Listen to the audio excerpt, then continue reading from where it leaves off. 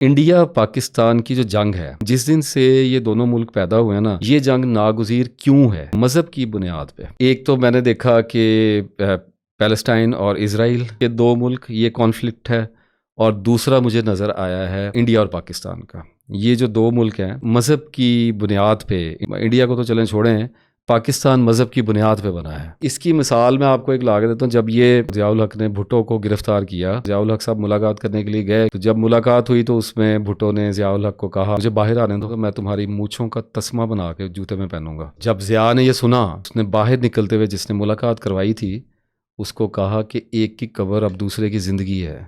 तो बिल्कुल यही मामला इंडिया और पाकिस्तान का है। पहले अल्लाह ने क्या किया था कि कश्मीर के नाम पे एक कॉन्फ्लिक्ट लगाया, साथ एक जंग की बुनियाद हमारे साथ चलाई, लेकिन हम उस पर कंप्रोमाइज़ करने के आदी हो गए। अल्लाह तो कंप्रोमाइज़ नहीं करता। हमने उस कॉन्फ्लिक्ट से भागने की कोशिश की, अल्लाह सी पैक लेके आ गया है। अब दुनिया आपको बर्दाश्त करने को तैयार नहीं है, सजा देने पे तुल गई हुई है। पाकिस्तान की जो टू नेशन थ्योरी है ना, उसको समझने में लोगों की अजीम तरीन अक्सरियत जो है ना, वो कन्फ्यूजन का, इल्यूजन का, मुगालतों का शिकार हुई है।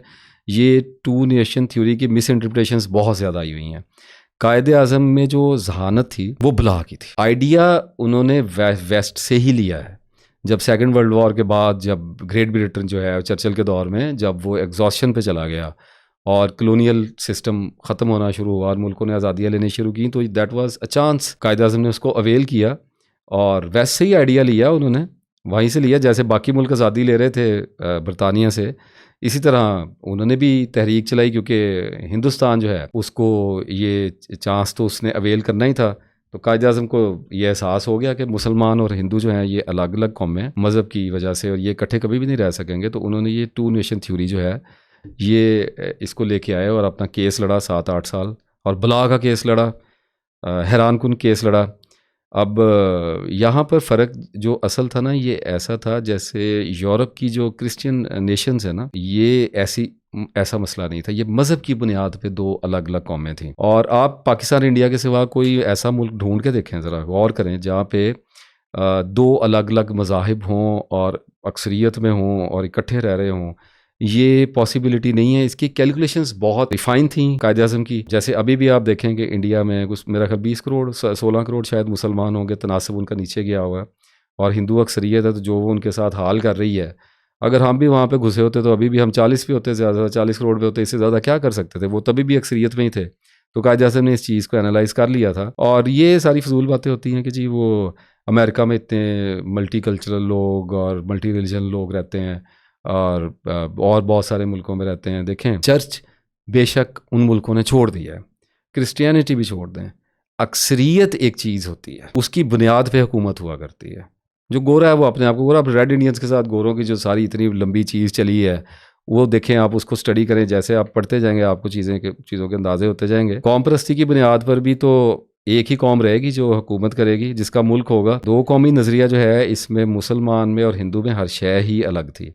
और जो शायद सबसे ज़्यादा नज़ा का बायस थी, वो पहले आपसे अर्ज़ कर चुका कि वो कल भी मज़हब था, आज भी मज़हब है। मुसलमानों की वहाँ पे हालत ज़ार, जैसा मैंने अर्ज़ किया, आप आज भी देख लें, वैसी बरादरान जितना मर्जी चीखते रहें, जो कुछ भी करते रहें, कुछ भी नहीं हो सकता। मुझे पता है कुछ लोगों के पेट में मेरी बात सुनते हुए बड़ा मरोड़ उठना है, लेकिन हकीकत है, बयान तो मैं करूँगा। जो इंडियन मुस्लिम्स हैं उनको मौलाना अबुल कलाम आज़ाद ने मरवा दिया। कायदे आज़म के साथ मौलाना की जो ज़ाती अना की जंग जो मौलाना ने छेड़ रखी थी, 14-15 करोड़ बंदे को ले डूबी है। और कायदे आज़म ने जो एक मुस्लिम रियासत के लिए जो अनथक मेहनत की है ना, ये उस वक्त के उलमा की भी अक्सरियत की समझ से बाहर थी, और आज भी बाहर। जो भी अंग्रेज़ के मिशन यहाँ पे आए हैं, माउंटबेटन आया है, लॉर्ड क्लिफ आया है, ये सारे लोग जो आए हैं, जो इनको पार्लियामेंट से, ब्रिटिश पार्लियामेंट से जो टाइम दिया गया था, एंड स्पेशली आखिरी 2 साल का जो वक्त दिया गया था, उसमें लॉर्ड माउंटबेटन ने खुद कहा कि हम जिना के साथ बैठने के लिए तैयार नहीं थे, क्योंकि ही वॉज सो कोल्ड। हम उसको कभी भी कनेक्ट नहीं कर सकते थे अपने आप के साथ, जैसे नेहरू और गांधी के साथ हम कम्युनिकेट कर, क्योंकि फ्रेंडली होना सबसे पहले ज़रूरी होता है। आप फ्रेंडली होंगे तो आप कोई सोल्यूशन निकालेंगे ना चीज़ों का। उसने तो लिखा भी है कि मुसीबत ये पड़ी कि हम जिस भी आलम से रब्ता करते थे,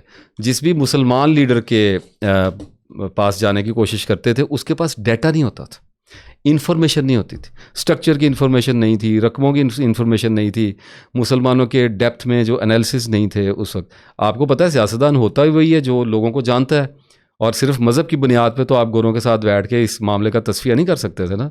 तो वो कह रहे थे कि कायदे आज़म ने इस पे इतना काम किया हुआ था जिन्ना ने कि हम जहाँ भी जाते थे हमें मुड़ के वापस जिन्ना के पास ही आना पड़ता था। कोई भी कॉम्प्लिकेशन आ जाती थी, कोई भी डाटा एनालाइज नहीं अगर हो रहा होता था, या मुसलमानों की किसी भी मामले को, किसी भी उनकी डेप्थ को अंडरस्टैंड करने के लिए अगर हमें किसी बंदे की ज़रूरत पड़ती थी तो वो जिन्ना था, तो हमें उसकी तरफ जाना पड़ता था। और लेकिन चूँकि मुसलमान उलमाए कराम ने नहीं मदद की, देवबंद ने भी नहीं की, किसी ने भी नहीं की, बल्कि काफ़िर आज़म के फतवे भी उनको दिए गए।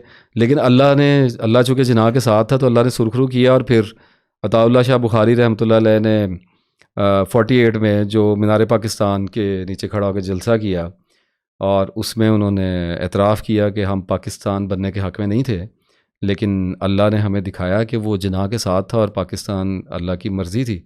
अब पाकिस्तान बन गया, ये हमारा मुल्क है और हम इसके वफ़ादार हैं और हम इसमें रहेंगे, ये हमारा घर है। कायदे आज़म ने 23 मार्च को फरमाया, जो रेजोल्यूशन पास हुई थी, इसमें कहा कि हमारे हिंदू दोस्त इस्लाम और हिंदू मज़हब की असल रूह को क्यों नहीं समझते। ये दोनों ऐसे सोशल सिस्टम्स हैं जो एक दूसरे से बिल्कुल अलहदा और मुख्तलिफ हैं। ये महज एक ख्वाब है कि हिंदू और मुसलमान एक कौम हो जाएं। ये गलत ख्याल है कि हिंदुस्तान एक कौम बन जाए या है। ये जो अब मामला हो रहा है ना इस वक्त, इंडिया की जो हैसियत इस वक्त है वो मेरी नज़र में किराए के खिलाड़ी की है, जो चाइना की जगह लेने के लिए बेताब होकर अमेरिका की गोद में जाके बैठ गया। और अमेरिका जो है वो भारत की पाकिस्तान से दुश्मनी को चाइना की शिकस्त के लिए, उसकी डिस्ट्रक्शन के लिए इस्तेमाल करने पर तुल गया। और कहते हैं ना, दुश्मन का दुश्मन जो होता है वो दोस्त होता है। असल बात क्या है इस सारे मामले में, वो हम निकालते हैं कि ये गज़वा हिंद जो है ये पैदा कैसे हो रहा है। वैसे तो गज़वा हिंद पैदा उस दिन ही हो गया था जिस दिन यहाँ पे मुसलमानों की हुकूमत कायम हुई थी, और फिर गज़वा हिंद की तौसीक उस वक्त भी हो गई थी जब पाकिस्तान का वजूद यहाँ पे कायम हुआ था, और फिर उस दिन भी हो गई थी जिस दिन बांग्लादेश हमसे अलग हुआ था, वो हमारे भाई हैं। लेकिन अब जो बात हुई है ना, ये गज़वा हिंद का आगाज़ है। इसमें जो चाइना ने इतनी जल्दी और इतनी खुली सपोर्ट इस मार्के में, ये जो अभी 10 मई तक चला है, इसमें जो सपोर्ट उन्होंने हमें किया उसने मुझे हैरान कर दिया। अल्लाह आलमुल गैब है, हमारे अंदाजे होते हैं। मेरे अंदाजे इस मामले में कुछ और थे और वो गलत साबित हुए। गलती होती है तो इंसान सीखता है। चाइनीज़ जो है ना जी, वो कभी डिप्लोमेसी में हार्श लैंग्वेजेस यूज़ नहीं करते। वो बड़े नपे तुले और मोहतात रहते हैं, और वो स्टेटमेंट्स बड़ी तोल के परख के दिया करते हैं। और चाइना जो है ना, ये बेसिकली इकोनॉमिक पावर है, ये मुआशी सुपर पावर है, इसलिए वो जंग से गुरेज करने की पॉलिसी अपनाए हुए हैं सरेदस्त। मुझे पता है कि चाइना को भी पता है कि जंग में उतरना ही पड़ता है, लेकिन ये एक बहुत बड़ा काम उन्होंने किया कि इतने साल कॉन्फ्लिक्ट से बाहर रह के अपने आप को उन्होंने इकोनॉमिकली ग्रो कर लिया। मुझे ये पता था कि चाइना सामने आएगा, मुझे इस बात का पूरा पता था, यकीन भी था, लेकिन इतनी जल्दी आ जाएगा इसने मुझे हैरान कर दिया। इस बार वो इतनी मोहतात रहने वाले लोग जो हैं वो खुल के हमारे साथ खड़े हो गए। कुछ इंडियन चैनल्स पे कुछ एम्बेसडर्स वगैरह को, चाइनीज़ को लिया गया और उनके साथ चैनल्स ने वही बातें करने की उसी स्टाइल में, जैसे आपको पता है जो उनका इंडियन मीडिया है, इश्तियाली मीडिया जो है, वो उस तरह से उन्होंने बातें करी। उन्होंने पाकिस्तान के बारे में बहुत खुल के चाइनीज़ ने बात की, और खुल के कि मैं क्या बात करूँ, उन्होंने सख्त लहजे में इंडिया को रिस्पॉन्ड किया। उन्होंने ये कहा, ओवरऑल मैं आपसे ये अर्ज़ कर देता हूँ कि चाइना ने वाशगाफ अल्फाज में इस बार ये कहा, पाकिस्तान और चाइना के ताल्लुकात को अंडर एस्टिमेट ना किया जाए, इस पे कोई गलत फहमी ना पाली जाए। चाइना पाकिस्तान का महज दोस्त नहीं है, उसका इत्तेहादी है। और पाकिस्तान में ज़लज़ला आए, सैलाब आए, पाकिस्तान के ऊपर कोई मुसीबत पड़े, या पाकिस्तान पर कोई मुल्क चढ़ाई करे, अग्रेशन उस पर आए, तो चाइना को उसके दिफा के लिए जिस भी हद तक जाना पड़ा चाइना जाएगा। और फिर कुछ ऐसे अल्फाज भी इस बार चाइनीज़ की तरफ से इस्तेमाल किए गए कि इंडिया हमारे साथ इस लहजे में बात करने की ज़रूरत ना करे। और फिर चाइनीज़ ने कश्मीर पे भी बात की। That was surprising element for me. इसकी अब कुछ वजूहात हैं जो मैं आपसे बयान करता हूँ। ताकि हमारी नोट्स खुलें और हमें समझ में आए कि हमारे साथ ये मामला चल क्या रहा है। 2 थ्योरीज हैं मेरे पास इसमें, और आम तौर इस वक्त जो मेरी अपनी ज़ाती राय है वो सेकंड थ्योरी जो मैं बयान करूंगा उस पर मेरा दिल जा रहा है, लेकिन पहली भी चूंकि इस गर्दिश में है तो मैं आपसे इसका जिक्र करूंगा। ये पाकिस्तान के जो एटॉमिक एसेट्स हैं ना जी, उनको डिसमेंटल करने की थ्योरी एक चल रही है। 10 मई के बाद ये इन्वेंट हुई है, 10 मई के फ़ौरन बाद। इसमें कुछ ऐसी भी चीज़ें मुझे नज़र आई हैं कि ऐसे भी हो सकता है कि ये वर्ल्ड वॉर 3 का स्टेज सेटअप हो, क्योंकि पिछले 7-8 साल से मुझे इतना तो पता है जो वार ग्राउंड है वो अफ़गानिस्तान से पाकिस्तान शिफ्ट करने की शदीद तरीन कोशिश की जा रही है। ये स्टेज यहाँ पे क्यों सेटअप किया जा रहा है, इसकी एक सिंपल वजह ये है कि चाइना चूँकि एक बहेमत, एक मॉन्स्टर बन चुका है, तो उसको ज़रा बेड़ियों से जकड़ के ज़रा मजबूर करके इस जंग में घसीटने की कोशिश हो रही है कि उसको पाकिस्तान के बैटल ग्राउंड में लाया जाए, इंडिया को लड़वाया जाएगा। और इसलिए मैंने कहा कि ये किराए का मुझे सिपाही लग रहा है। ऑब्वियसली चाइनीज़ इस चीज़ से बहुत ज़्यादा अवेयर हैं। उसके बाद अब मुझे लग ऐसे रहा था कि इस थ्योरी जो ये थ्योरी बात कर रही है वो ये है कि इंडिया पाकिस्तान पे अटैक करे दोबारा, व्हाटसोएवर, और उसके बाद पाकिस्तान को, चूँकि पाकिस्तान 8-10 दिन से ज़्यादा का कहा जाता है कि वॉर को अफोर्ड नहीं कर सकता, लेकिन अब तो ये भी गलतफहमी दूर होगी चाइनीज़ की सपोर्ट के बाद, लंबा भी खेलेगा इंशाल्लाह अब। लेकिन फिर भी ये पता है कि बैकएंड से जितना भी सपोर्ट किया जाए फिर भी पाकिस्तान एग्जॉस्शन में तो ज़रूर जाएगा और एटॉमिक जो है वॉरफेयर उसकी थ्रेट रिलीज़ करेगा। और अगर पाकिस्तान रिलीज़ करता है, ऐसी कोई बात करता है जो ऐसे लगे कि हतमी है, जैसे 10 मई की रात को जो ISPR का जो स्पीच था वो आई ओपनिंग था, उसमें जो आंखों की गेज़ थी और जो अंदाज़े गुफ्तगू था वो ये बता रहा था कि अब हम कुछ करने जा रहे हैं। तो इस तरह अगर कोई पाकिस्तानी सतह पे जाके थ्रेट दे तो उसके बाद वेस्ट इंटरफेयर करेगा, स्पेशली अमेरिका इंटरफेयर करेगा, और वही जो पुरानी जो दास्तान है वो दोहराई जाएगी। जैसे इराक़ के ऊपर ये जो कहा गया था कि इनके पास एटमी कुछ मामला चल रहे हैं और यूरेनियम वगैरह ऐसा कुछ इनके पास, तो उसका बहाना बना के उस पर हमला किया गया था। तो सेम वो स्टोरी रिपीट की जाए कि पाकिस्तान चूँकि इंडिया पे एटॉमिक वॉरफेयर जो न्यूक्लियर जो है वो कोई कार्रवाई कर सकता है और इससे ऑब्वियसली पूरी दुनिया के तबाह होने का ख़तरा है, इम्कान बहुत ज़्यादा है। तो इसलिए पाकिस्तान के जो एटॉमिक एसेट्स हैं उनको डिसमेंटल करने के लिए पूरे का पूरा जो वेस्ट है वो अमेरिका के साथ और नेटो फोर्सेस के साथ हम पे चढ़ाई करे, और फिर ऑब्वियसली चाइना को फ्रंट पे आना पड़े खुल के बहुत ज़्यादा, और फिर यूँ ये थर्ड वर्ल्ड वॉर का स्टेज जो है यहाँ से इग्निट हो जाएगा। मुझे ऐसे लग रहा है, ये एक थ्योरी थी। लेकिन जो दूसरी थ्योरी है ना वो ज़्यादा प्रैक्टिकल है। इस थ्योरी में मुझे एक वीक पॉइंट लग रहा है। पहले वाली में बात तो इस पर बहुत हो रही है, 10 मई के बाद तो इस पर बहुत ज़्यादा बात हुई, शायद इस पर गौर किया गया और बाद में इसको डिस्कार्ड किया जाए, और लेकिन इस थ्योरी को एक्सरसाइज हम पे किया जाएगा। आम तौर पे जो लोग ये बयान कर रहे हैं, कुछ ऐसे लोग हैं जो इस पे बात कर रहे हैं कि ये डिसमेंटलिंग थ्योरी चल रही है, मैं ये कहना चाह रहा हूँ कि ये अकेली अप्लाई नहीं की जा सकती, क्योंकि इसमें पाकिस्तान को कोई भी मौका मिला और अगर उसने कोई एटॉमिक धमाका कर दिया तो फिर तो किसी के पास कुछ भी नहीं बचेगा। मुझे ऐसे लगता है कि ये जो सेकंड थ्योरी मैं आपके पास अभी मैं जिक्र करूंगा इसका, ये ज़्यादा मुझे करीने क़यास लग रही है और मुझे ऐसे लग रहा है कि इस पर काम हो रहा है। और ये जो थ्योरी है ना जी, इसमें सिंतास जो इन्होंने हमारा एग्रीमेंट कैंसिल किया है, इसके बाद यानी यूँ समझें कि पाकिस्तान को मौत दिखा के ना बुखार भेज दिया है। यानी इनको पता था कि रिटेलिएट होगा, पाकिस्तान इंटरनेशनल कोर्ट्स में जाएगा, UNO में जाएगा और एक फस क्रिएट होगा और एहतजाज भी और चीज़ें ख़राब भी हो सकती हैं।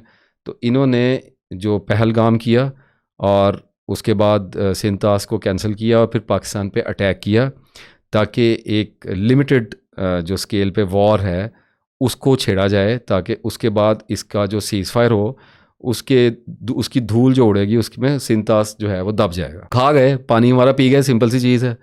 लेकिन हुआ क्या कि पाकिस्तान चूँकि डिफेंसिव पोजीशन पर रहने की कोशिश कर रहा था, जहाज़ तो पाकिस्तान ने गिराए लेकिन एग्रेसिव नहीं हुआ, वॉर के बैनर्स को पूरा मलूज़े खाते रखा। तो चाहे थोड़ा मुझे ऐसे लगता है जैसे इंडिया को गलत फहमी हुई और पीछे जो अंकल सैम वगैरह खड़े थे उन्होंने भी शायद पुश किया हो कि थोड़ा और आगे बढ़ो ना, ज़रा इसके नर्व तो चेक करो। तो वो नूर खान एयरबेस पे आए और उन्होंने वहाँ पे कुछ किया और उसके बाद उनको थोड़ा अंदाज़ा हुआ कि नहीं ये थोड़ा ये ज़्यादा हो गया, अभी हम ये नहीं कर सकते। पाकिस्तान का थोड़ा नर्व उन्होंने चेक कर लिया इस मामले पे, और पाकिस्तान ने बड़ा वेल रिस्पॉन्ड किया माशाल्लाह, अल्हम्दुलिल्लाह। मुझे ऐसे लग रहा है कि जैसे अब सिंतास मुआहदे पे बात मुज़ाकरा चलते रहेंगे, लेकिन इस वक्त सबसे बड़ी कामयाबी ये समझी जा रही है कि ऑब्वियसली ज़ख्म तो पाकिस्तान ने बहुत बड़ा दिया है इंडिया को, भूलेंगे तो नहीं, काम तो वो इस पर कर रहे हैं, लेकिन इस वक्त उनको एक कैमोफ्लॉज भी मिला हुआ है कि पाकिस्तान ने देखें जी हमारे साथ ये कर दिया और हमने इसके बावजूद सीज़ फायर कर लिया है। और वो बेशक मीडिया पे जो भी कहते रहे पाकिस्तान ने रिक्वेस्ट की है, एवरीबडी नोस, लेकिन ये है कि अब सिंतास मुआहदे पे बात करने में वो रिलक्टेंट रहेंगे और दोबारा जो अटैक की धमकी हमारे सर पे वो लटका के रखेंगे। और इन द मीन वाइल वो ये करने की कोशिश कर रहे हैं कि वो हमारा जो पानी है उसको मुकम्मल तौर पे बंद करेंगे। दो दो उसके रस्ते के दरियाओं का रुख मोड़ेंगे और या नहरें निकाल देंगे। अभी ये सिंध में भी तो इतना बड़ा केस चला है 6 नहरों वाला, यही वो काम वो उधर करेंगे इंडिया में कि हमारा पानी बंद करें। And let me tell you something, पानी अगर हमारा बंद होता है, जो कि अब मुझे लग रहा है कि हो ना हो, अब पेशीन गोइयाँ तो पानी की जंगों के ऊपर भी हैं, ये जो थ्योरी है जो कि मुझे लग रहा है कि हकीकत में है, इसके नतीजे में एक और वारदात भी होगी। जब हमारा पानी रोका जाएगा, जो कि मेरी अपनी प्रेडिक्शन ये है और कोई ख़ास इतनी प्रेडिक्शन नहीं है, वो इट्स वेरी सिंपल, कि वो ये है कि ये काम 2026 तक अरूज पे पहुंच जाएगा अगर हमें वक्त मिला। अगर ये थ्योरी सच है, जो कि मुझे लग रही है सच है, तो आप आलमोस्ट ये समझिए कि 1 साल 1.5 साल का हमारे पास टाइम होगा। अगर हद से हद हुआ तो 2 साल का टाइम हो जाएगा। इससे ज़्यादा तो हमारी चीखें निकल जानी है। पानी हमारा बंद होगा, हमारी ज़राअत का पहले ही बेड़ा गर्क हुआ हुआ है। किसान पहले ही, हमारे पीजेंट्स जो हैं वो बेचारे मरे पड़े हैं, उनके साथ इतनी ज़्यादती हुई है, और गंदम पे भी हुई है, कपास पे भी हुई है, हर चीज़ पे होती है उनके साथ। ना कोई सब्सिडीज़ उनको दी जा रही हैं, कुछ भी नहीं किया जा रहा। और सॉइल का हमारा जो पहले हाल है, पानी हमारा पहले ही ख़राब हो गया है, हमने उसका बेड़ा गर्क कर लिया हुआ है, और दरिया पहले भी हमारे ऑलरेडी डिवाइडेड हैं। अब अगर ये भी हो गया तो हम बिलबला उठेंगे लिटरली। हमारे पास एक 1.5 साल से आगे नहीं जाया जाना, और इसकी तैयारियां भी हो रही हैं। बहुत सारी ऐसी हाउसिंग सोसाइटीज़ अब आ जाएंगी जो इस शर्त पे, इस मार्केटिंग पे बिका पर करेंगी कि हमने ज़मीन का पानी देख लिया है, इतने फुट है और ये अगले 20 साल के लिए नीचे नहीं जाएगा। इस किस्म की अब हम इन हरकतों में चले जाएंगे। और फिर आपको, लेकिन पानी का अल्टरनेटिव हमारे पास नहीं है। कश्मीर पे हम बेगैरती और बेहमियती कर गए। हमने आंखें बंद कर ली, हमने उनको बेचा भी, हमने उनसे चश्मपोशी भी की, किनारा भी किया, हमने उन पे जुल्म को होने भी दिया। अब अल्लाह चूँकि उस कौम की मदद करेगा, अल्लाह तो नहीं हटता, अल्लाह तो नहीं रुकता, अल्लाह ताला का एजेंडा तो आगे बढ़ता रहता है। आप वहाँ से भागेंगे, अल्लाह आपके आगे एक और रुकावट खड़ी कर देगा, आखिरकार आपको बरूएकार आना पड़ जाएगा। तो अब अगर पानी बंद होता है तो कुरान पाक में एक आयत है कि कौन है जो तुम्हें पानी ला दे अगर अल्लाह तुमसे पानी ले ले। अगर अल्लाह पानी को ले जाए तो कहाँ से लाओगे पानी? उसका रेफरेंस मुझे इस वक्त याद नहीं आ रहा, तर्जुमा थोड़ा सर्च कर लीजिएगा, आपको मिल जाएगा। पानी का अल्टरनेटिव किसी के पास नहीं है, और इसलिए तो प्रेडिक्शंस आती हैं कि अगली जंगें पानी पे होनी है। वैसे भी कोटा हमारा ख़त्म हो चुका है दुनिया का ऑलरेडी, थोड़ी बहुत तो वैसे ही बैरन हो गई है, अब तो ऐसे ही चल रहा है, गुजारे लायक ही है। अब अगर पानी बंद होता है, मुझे ऐसे लगता है पाकिस्तान को अटैक करना पड़ेगा इंडिया पे, क्योंकि प्यास हमें लग रही है, हमें प्यासा मारा जा रहा है। और कुछ तो हमारे ऑफिशियल्स जो हैं, ISPR इस पर बात भी कर चुका है। सिंतास मुआहदे पे तो हमारी बड़ी ओपन स्टेटमेंट्स आ गई हैं कि हम इसको बर्दाश्त नहीं करेंगे। तो अगर ये उसको करते हैं, और पाकिस्तान अपना केस तो लड़ेगा, लेकिन हिंदू को आप जानते हैं क्या क्या वो करता आ रहा है, उसके लिए ये कानून मुआहदे तो कोई चीज़ ही नहीं है। हठ धर्म बदमाश मुल्क है, और वो आगे ले जाके इसमें बंद करेगा, हमें ड्राई आउट में ले जाने की कोशिश करेगा। और मुझे ऐसे लगता है कि पाकिस्तान फिर एक वक्त पाकिस्तान पे आएगा जब लोगों का दबाव इतना बढ़ जाएगा और सूरत हाल इतनी मखदूश हो जाएगी कि शायद पाकिस्तान को खुद अटैक करना पड़े। इसका मतलब बहुत डिफरेंट है, ये बहुत डिफरेंट चीज़ है।